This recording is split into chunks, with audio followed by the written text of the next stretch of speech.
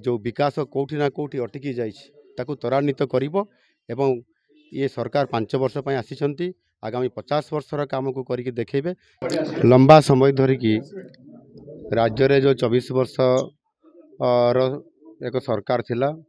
एवं से सरकार आज लोक माने ताकू परिवर्तन करिसंती, नुआ सरकार आनिसंती, साधारण जनतांकर सरकार प्रतिष्ठा करिसंती एवं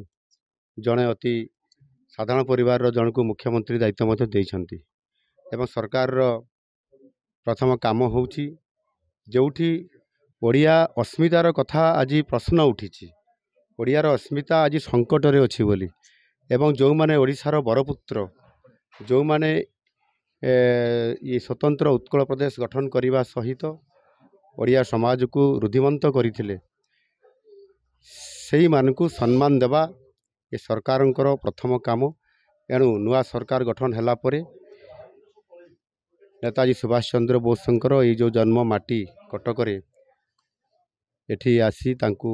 एवं तांकर ये जो जन्म स्थान रे ये माटी रे आसिकी पहुँचवा एवं तांकु श्रद्धांजलि देवा ये निश्चित भाव रे मो पाई गोटे बहुत बड़ गर्व और गौरवर कथा। एणु सरकार प्रथम आसला परे ओडिया अस्मिता को सम्मान दे तांकु श्रद्धांजलि ज्ञापन कला एवं ये माटीरू ये सरकार आशीर्वाद नौची ओडियार अस्मिता को बहुत आग को नब भारत वर्ष रे आग को पहुँचेब से सरकार आगामी 5 वर्ष संपूर्ण भाव में काम कर।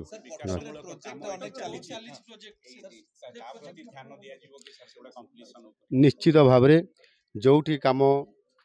अधूरा पड़ी कौटी काम को सठिक ढंग से करा जाय नाही ताहार अनुध्यान करा जिवो एवं अनुध्यान कला परे सरकार खूब शीघ्र एवं बजेट सामना होगा जाउछंती योजना नुआ नुआ करिया पे मध्य सरकार चिंता करुछंती जोटी भी जहाँ समस्या अच्छी ताको निश्चित भाव में करेंगे एवं सेथिपाई जो केंद्र रे प्रतिष्ठित नरेंद्र मोदी सरकारंकर जेभली भाव में मोदी ग्यारंटी देइछंती एवं डबल इंजिन रो सरकार करिया पई जो प्रतिश्रुति देइथिले ताहा ओडिशार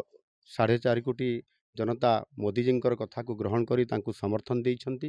एवं महाप्रभु जगन्नाथ मध्य आशीर्वाद करिछंती। एणु निश्चित भाव में योजनाबद्ध भाव में ओडिशार जो विकास कौटी ना कौटी अटकी जाकू त्वरान्वित करिबो एवं ये सरकार 5 वर्ष पर आसी आगामी 50 वर्षर काम को करके देखेबे। सेति सरकार प्रतिश्रुतिबद्ध।